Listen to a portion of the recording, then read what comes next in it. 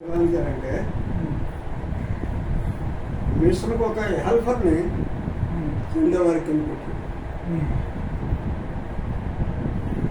నేను పన్నాడు బాబు నా వెనకాల స్కూల్ వేసి కూర్చోబెట్టాడు. జీతాలు ఏం చేశారంటే మాకు ఇచ్చే జీతం టిక్కెట్ మీద మా జీతంలో కొట్టించి దిగుకి కొట్టేసి మాకు జీతం పే చేస్తారు. మన అప్పుడు నాకు మాకేంటంటే పీసీ రేటుతో టోకెన్ ఇచ్చారు బాబు. పీసీ రేటు వాళ్ళకి పైసన్నారు 2 పైసలు తగ్గించారు. మనకున్న విషయం ఈయన హెల్పర్ అనేది అంటుంది. అది అప్పుడు కరెక్ట్గా మన పైసలు పెంచారు కదా, పెంచిన తర్వాత మళ్ళీ తిరిగి మరో 2 పైసలు మీరు పెంచమని డిమాండ్ చేసే రేటు 5, 3, 8 అయింది కదా. మరి ఇంకా ఏ డిమాండ్ లేదండి. ఏంటంటే అది ప్రే చేస్తాడు, 8 పైసలు ప్రే చేస్తాడు. చేసిన తర్వాత ఇంట్లో సండే వరకు పెట్టాడు. సండే వరకు పెడితే సండే వరకు ఒప్పుకోలేదు. ఒప్పుకోపోయినప్పుడు మా వెనకాల కూర్చోబెట్టాడు హెల్పర్ని, బద్రీ వాడిని తీసుకొచ్చి కూర్చోబెట్టి జీతాలు ఏం చేసాడు మాకు ఇచ్చి అప్పుడు టికెట్లు ఇచ్చాం కదా, ఆ టికెట్ కొట్టేసి మాకు వచ్చే జీతం మీద కొట్టేసి డ్యూటీ కొట్టేసి హెల్పర్కి ఇచ్చాడు. అసలు ఉన్నాడు కాదు సార్, మీరు అల్పరగా మస్తరు ఎక్కడిది మాది మస్తరి వాడికి టోకెన్ మీద ఇచ్చాడు, ఇవ్వడానికి ప్రయత్నించాడు. పై 3 పైసల్లో ఎంత ఇచ్చాడు, మీకు ఎంత ఇచ్చాడు ఇస్తుంది కదా మాకు ఇచ్చేది. అప్పుడు 100 రూపాయలు అనుకోండి బాబు, వాడికి 100 రూపాయలు జీతం, ఆడికి ఒకరోజు జీతం ఎంత అయితే అంతా దాన్ని కొట్టివేసి ఆడికి వినాయించాడు ఎక్కడ నాకు అర్థం కాలేదు. మీకు అర్థం కాదు. ఇప్పుడు మీకు కొంతవరకే 5 పైసల్ని 3 పైసలు పెంచారు. అందులో కట్ చేయాలి, అందులోనే కట్ మాకు ఇచ్చే శాలరీ మీదే కట్ చేశాడు. ఆ శాలరీలో ఆ 3 పైసల్లో 1 పైసా అట్లా చేశాడా, లేకపోతే మొత్తం కూలీలో కొంత బాగా? మొత్తం కూలీలో వాడికి రోజు కూలి మీద 15 రోజుల మీద 30 రోజుల పట్ల 30 రోజులు మా దగ్గర వేసాడు బాబు. వేసిన దాంట్లో మా వెనకాల వెళ్తారు ఒక రోజు ఉన్నాడు అనుకోండి, ఒక రోజు మా టికెట్ మీద మా జీతం మీద వాడికి వినాయించాడు. ఒక్క రోజే ఉంటాడా, రోజు ఉండడా?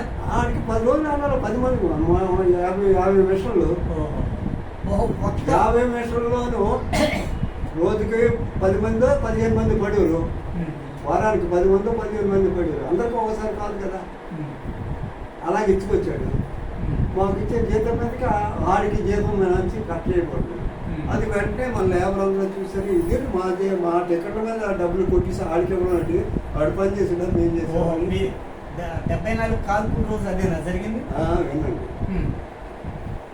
అయ్యేసరికి అలా చేస్తే దానికి ఏం చేశారంటే నేను ఏసుకి 2 గంటలకు వచ్చాను.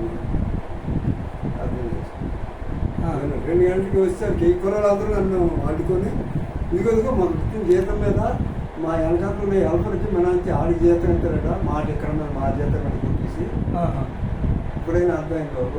ఇప్పుడు మా జీతంలో కొట్టేసి అది నువ్వు అడుగుతావు అడగా అన్నాడు. అడిగినప్పుడు వెంటనే పెరిగేదారు వస్తాను డిసెంబర్ పెరిగేదాన్ని అసిస్టెంట్ మేనేజర్ ఉండేవాడు. అడ్డిస్తాను సార్ ఏంటంటే వస్తాను ఏంటి కాదు, నువ్వు జీతం కొట్టేసి హెల్పర్కి ఇవ్వమని చెప్పవాట, ఆర్డర్ ఇచ్చుకోవడం ఎందుకోట, దీనికి సమాధానం చెప్తున్నారు. నేను అడ్మిషన్ అనుకోవచ్చు మేనేజర్ కాదు గుమస్తాకి నువ్వు ఆర్డర్ ఇచ్చావట. గుమస్తా మాకు చెప్పాడు, గుమస్తాకి దాన్ని సాల్వ్ చేసి వెళ్తావా లేదా మేనేజర్ని ఇక్కడ రప్పించాను ముందుకుంటా మేనేజర్ని అడుగుతాం అనేసి నేను ఒక స్టూల్ మీద కూర్చోపెట్టాను. డిపార్ట్మెంట్లోనే కూర్చోపెట్టిన తర్వాత రాత్రి 7 అయింది. ఇది పెరియార్దారు కరెక్ట్గా 2 గంటలకి మధ్యాహ్నం స్టార్ట్ అయింది. ఫస్ట్ మీరు డ్యూటీకి ఇంటికాడ నుంచి డ్యూటీకి ఎక్కిన మొదటి పూట చేశారు, 10 దాకా చేసి అది ఉదయం 9:30 కదా గొడవ పెట్టారు. ఉదయం పిల్లల ద్వారా టీకి వెళ్ళి వచ్చిన తర్వాత ఉదయం 9:30 అంతకో లోపలికి వచ్చాక అప్పుడు నిలబెట్టి గొడవ చేశారన్నారు. అలా కాదు అలా కాదు నేను రిపోర్ట్ చేసి వెళ్ళిపోయాను. మరి 10 గంటల కంటే స్టార్ట్ చేస్తున్నాం జీతాలు అర్థమైంది. అది మధ్యాహ్నం 2:30, 3 జరిగింది.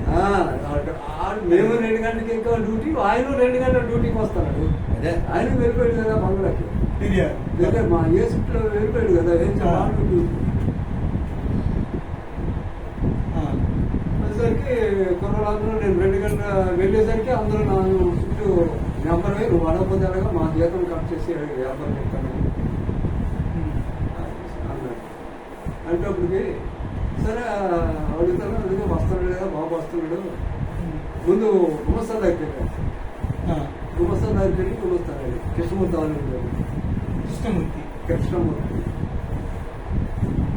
అదే మెయిన్ ఆఫీస్కి వెళ్ళండి. కృష్ణమూర్తి నేను విన్నానే కృష్ణమూర్తి పేరు. 3-4 ఉండేవారు.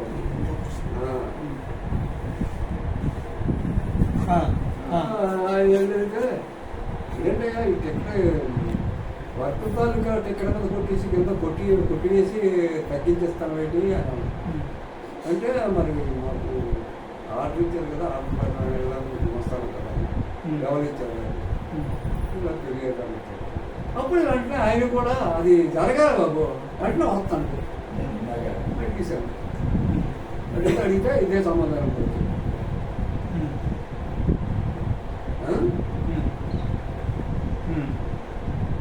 అయితే మేనేజర్ రప్పించు, మరి నువ్వు చెప్పలేదు అంటాను కదా, మేనేజర్ చెప్పమంటే అంటాను కదా, మేనేజర్ రప్పించు నువ్వు మాట్లాడుకుంటా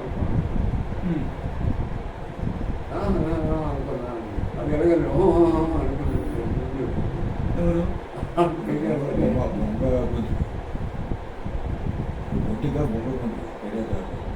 అప్పటికి ఆయన వయసు 40 ఉంటాయి, 50 ఉంటాయి.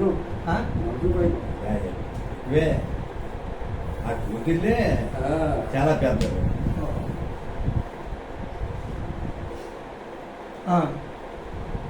నువ్వు సమాధానం చెప్పిన దాకా స్కూల్ మీద కూకో, లేకపోతే మేనేజర్ తప్పించి నువ్వు మాట్లాడుకుంటున్నాను. చెప్పలేదు, తీసుకురాలేదు. రాత్రి 7 వరకు అలా కూర్చోండి. ఒకటి కూడా ఇవ్వలేదు. చెప్పాలి, మనం చేసి తప్పు కూడా చెప్పాలి కదా. ఇవి కూడా ఇవ్వలేదు. అన్నీ బంధిస్తున్నారు. బంధించినా సరే సమాధానం రాదు. అది ముందు మన నెల్లమల పోలీస్ స్టేషన్ ఫోన్ చేశారు. వాళ్ళు వచ్చారు. 7 అయింది అప్పటికి. అంటే 2 గంటల నుంచి 7 దాకా ఏ పోలీసులు రాలేదా? అప్పుడు ఈ టైంలో మీరు ఆపినప్పటికీ 2:30 అయిందా? 2:30, 3 అయిందా? ఆపేటప్పుడు 2 గంటలు ఎక్కేటప్పుడు ఆపమ్మని కింద నడిగేసరికి ఏం కూడా అవుతుంది. అదే మీరు గుమస్తా దగ్గరికి వెళ్ళారు, గుమస్తా చెప్పిన దాకా వెళ్ళారు, ఆయన అడిగారు, ఒక అరగంట అయినా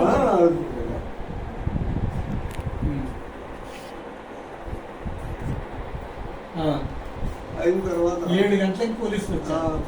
పోలీసులు వచ్చారు. పోలీస్ స్టేషన్కి కంప్లైంట్ చేస్తారు. చేసిన తర్వాత జమ్మల్లో 4 ఎస్సీ అందరూ వచ్చేస్తారు. నేను అవుతున్నాను. నేను వచ్చారు. ప్రభుత్వం తాలూకా ఉద్యోగస్తులు కదా, ఆఫీసర్ కదా, ఇక్కడ న్యాయం కార్మిక జరిగిందా లేదా కంపెనీ వాడికి న్యాయం చేస్తాను. ఒకసారి రిజల్ట్ చూసి సమాధానం ఇస్తే చాలండి ఎస్సీ గారు. అప్పుడు సాయిబుల్ పోవాలి. సాయిబు ఎవరు పేరు అంటే డిఎస్ఏ మాత్రం సాయిబే. తర్వాత ఈ ఫైరింగ్ చేసి వాడు మాత్రం సాయిబే.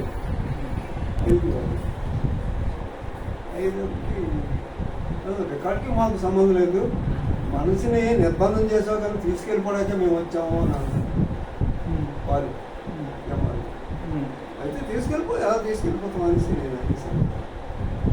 అంటే సుట్టుడు మరి కార్మికులందరూ ముట్టడించారు. వాళ్ళు ఏం తీసుకెళ్తాడు, కొట్టి తీసుకెళ్ళాడు కదా, అంతే కదా. ఇప్పుడు 6 గంటలకి దిగిన కార్మికులు డిపార్ట్మెంట్ వాళ్ళు ఉన్నారా, వెళ్ళిపోయారు?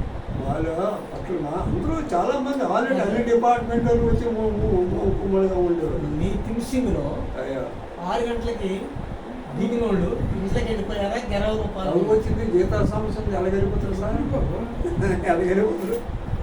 అక్కడ నేను చెప్తాను. మీరు లేదు విజయ వలసలో ఉన్నారు. నేను తిక్కడోడు కూడా వెళ్ళాను కదా. నేను ఎక్కడ బాబు? ఇక్కడ తీసుకోవాలి. అంటే 6 దాకా ఉండి వెళ్ళారా? మీరు 6 దాకా ఉన్నారా? ఆరు కాదా మాము 12:30 అంత అయిపోయింది. నేను మళ్ళీ జమాన్లు వచ్చి ఇలా ఫైరింగ్ అయిపోయి చచ్చిపోయి వెళ్ళిపోయిందా అసలు వెళ్ళలేదు బాబు. 7 అంత అయింది. ఢిల్లీలోనే ఉన్నారు. ఆ భాగం వద్దాం. ఇప్పుడు మాకు ఆఫీస్ ఇచ్చారు బాబు. ఆఫ్లు పర్మనెంట్ వాళ్ళకి ఇచ్చారు. మమ్మల్ని ఇతను పర్మనెంట్ ఇతను ఆఫీస్ ఇస్తే ఇది వెళ్ళాడు కాదు. నీకు పత్రం ఎత్తావు నువ్వు ఆ పక్కన పూర్తి అనేసి నన్ను పోగాడు పెట్టాడు.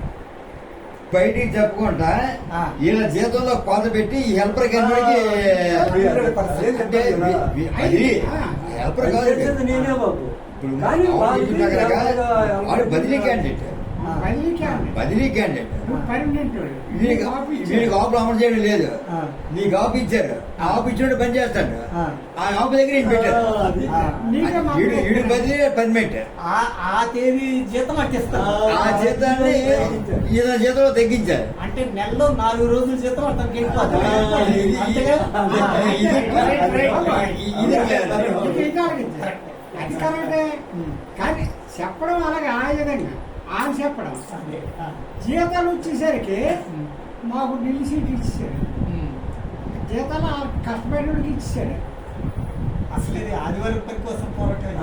ఆదివారం పని కోసం నువ్వు మొన్నేమను అంటే ఆదివారం పని మీద తీవ్ర అసంతృప్తిలో ఉన్న సమయంలో పై సంఘాలు అలాగే అలాగే కాదు. అంటే ఇది అమలు చేశారు టోటల్ గా మిల్లులో.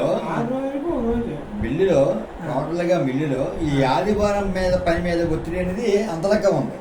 అదే ఆపులు తీసుకోండి అని, మీకు బస్సులు వేస్తామని, దూర ప్రాంతాలు ఉన్నోడికి మీకు ఇబ్బంది కలగకుండా చేస్తామని, ఏవో బోళ్ళు నాచిపేట ఊరుకో దేవాలయం కడతామని ఇవన్నీ చేసుకొచ్చి అప్పుడు జగన్నాథరావు పెన్షన్ ఆఫీసు పంతులు, జగన్నాథరావు పంతులు గారు ఆయన పెన్షన్ ఆఫీసు. ఆయన ఏదో జగన్నాథరావు జగన్నాథరావు గారు కాదు కాదు మన మిల్లో లేబర్ చచ్చిపోయాడు. ఆయన పేరు జగన్నాథరావు కదా. ఆ జగన్నాథరావు గారు లేబర్ ఆఫీసర్. అతను ప్రతి విషయానికి వెళ్ళి చెప్తున్నాడు. అప్పుడు ఇది అమలు చేశారు, అతనికి అమలు కాలేదు. ఈ ప్రెజర్ అనేది మొత్తం మిల్లి మొత్తం మీద ఉంది. ఇది ఆ రోజు జీతం కాదురా, అప్పుడు జీతం మీకు జీతం లేదు, జీతాలు లేవు, మీకు జీతాలు లేవు. జీతాలు లేవు. ఆ టికెట్లోకి వెళ్ళి లేబర్ వేసి దగ్గరికి వెళ్ళాము. లేబర్ వేసి అన్నాడు ఆ టికెట్లన్నీ ఇలా ఇవ్వండి అన్నాడు. టికెట్లు తీసుకొని మీరు ఇది తినేయడం. నేను తర్వాత కొంపు పెడతాను.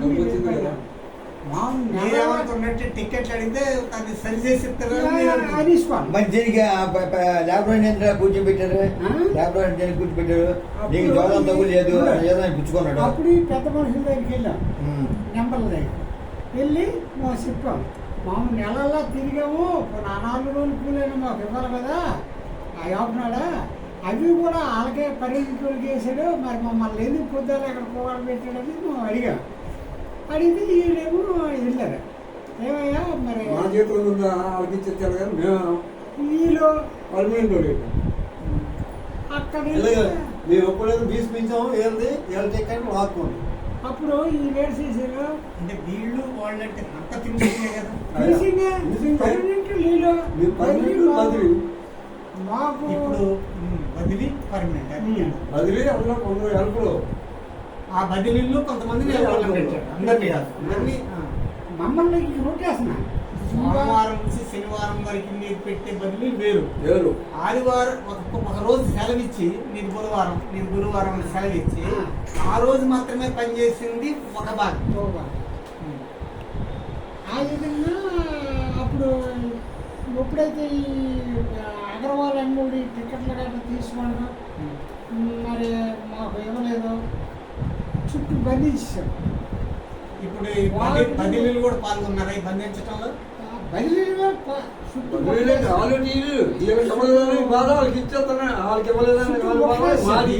మీరు కోత పెట్టారని మీ బాధ, మాకు టికెట్లు తీసుకుని మొత్తం అందరూ ఎన్ని గంటలకు అయిందిరా? ఎన్ని గంటలకి? ఉంది. బయట ఉదయం కానీ పోరాడుతాం. అవును కానీ అప్పుడు గొడవలు గట్టి అవ్వలేదు. మామూలు కౌలు పడుతున్నారు. అదే ఇప్పుడు 7 గంటలకి ఆయన 2 గంటలకే డ్యూటీ మేము మా ఎస్పీలు ఆయన వరకు ఏది లేదు. అదే ఆడు 2 గంటలకు మనతో పాటు వచ్చాడు. వచ్చి ఆఫీస్లో కొంచెం కూర్చుని అప్పుడు మహిళలకు వచ్చాడు. 7 గంటలకి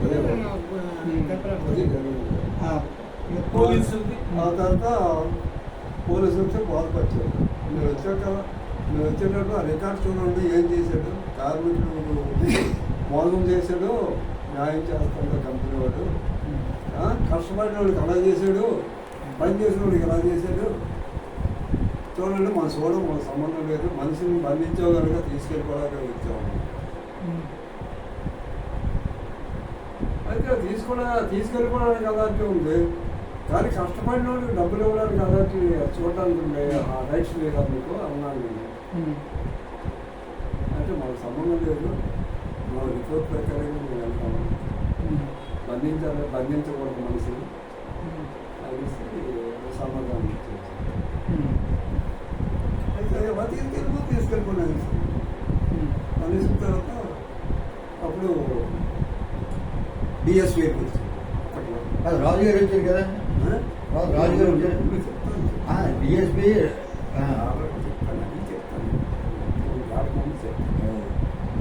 డిఎస్పీ వచ్చింది. సుమారు అప్పుడు ఎంత అయింది? 8 అయిందా?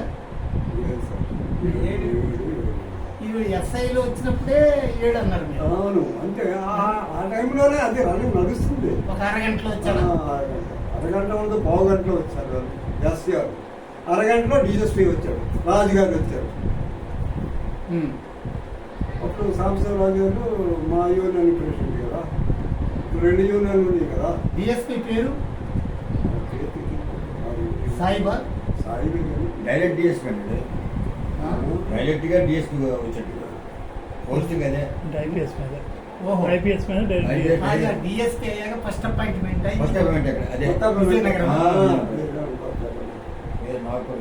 ముస్లిమా? ముస్లిం అండి. అప్పుడు రాజుగారు ఉన్నారు సార్.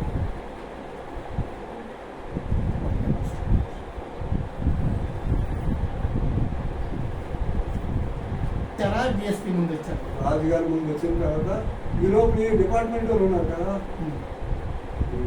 వీళ్ళు పోలీస్ స్టేషన్ వాళ్ళు ఉన్నారు కదా, వీళ్ళతో నేను సంప్రదింపులు చేస్తుండగా రాజుగారు వచ్చారు.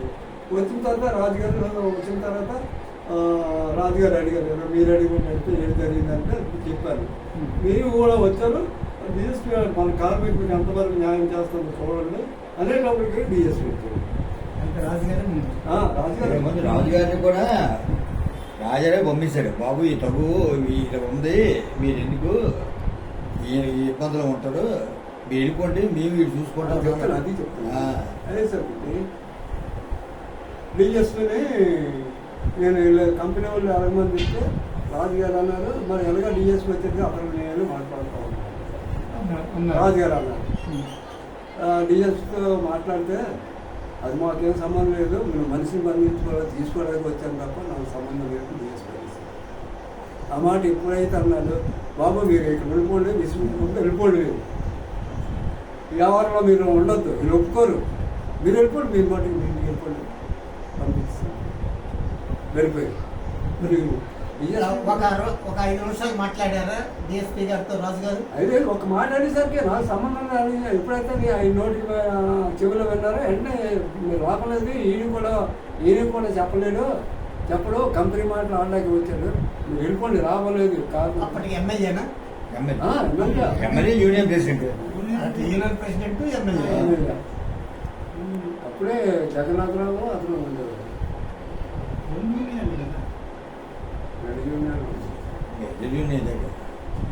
Major union Sambasiva Raju. అప్పుడు 2 యూనియన్లు ఉన్నాయి. రెండు ఉన్నాయి. ఏది జగన్నాథరావు సాంబశివరాజు. కాలుపులు గట్టండి అయిపోయిన తర్వాత ఇంకెందుకు ఈ మా మధ్య పోట్లాడని చెప్పి ఇందులో విలీనం అయ్యారు. అంటే 2 యూనియన్లు కాదు, ఒక యూనియన్. శ్రామిక సంఘం, శ్రామిక సంఘం. బాబు అది అలాగే మల్లికార్జునరావు ఉండేవారు రాజుగారి పేట ముందు. మల్లికార్జునరావుని కరాకరించారు కాదు, దద్దపేటంతా ఒక లెవెల్లో ఉండి ఏది జగన్నాథరావుకే సపోర్ట్ చేశారు. జగన్నాథరావు గారు అయితే జనసేపాటి ఉంది. అందరికి మల్లికార్జునరావు ఉంటే అతను అతను కూడా చెప్పేది ముసలాడు, ఆయన ఒక లాయరు వైద్యాలు, అతను కూడా నిబంధనలు కృష్ణుడు. వచ్చారు కానీ సాంబశివరాజు నాయకత్వంలో ఆయన కూడా పని ఉంటుంది. సాంబశివరాజు గారికి అప్పచెప్పినాడు మల్లికార్జునరావు యూనియన్. ఆయన ఏంటి లాయరా ఆయన లాయరే, మల్లికార్జున మల్లికార్జునరావు లాయరే. శ్రామిక సంఘం అది, ఏది కార్మిక సంఘం కాదు. సాంబశివరాజు గారు నాయకత్వం అంటే శ్రామిక సంఘం. వీధులు జగన్నాథరావు కార్మిక సంఘం. మెజారిటీ సాంబశివరాజు అయినా వాళ్ళు మరి రిజిస్ట్రేషన్ చేసుకోండి ఈ సంఘంలో, మరి వాళ్ళు కలలేదు. మల్లికార్జునరావేనా పక్కగా పక్కగా మల్లికార్జునరావు లాయరే. లాయరే. శ్రామిక సంఘంగా ఆయన ఫస్ట్ యూనియన్ పెట్టి తర్వాత రాజుగారికి అప్పచెప్పాడు. అప్పుడు యూనియన్ లేదు, యూనియన్ లేకపోతే ఆయన యూనియన్ స్థాపించడానికి అవకాశం లేకపోతే అప్పుడు రాజుగారికి అప్పచెప్తే రాజుగారు తెచ్చారు. మరి ఎమ్మెల్యే కదా, స్థానిక ఎమ్మెల్యే. అప్పుడు శ్రామిక సంఘం, ఇప్పుడు ఉమా చెప్పినట్టు శ్రామిక సంఘం పేరు పెట్టి పేరు మార్చి తెప్పించారు రాజుగారు.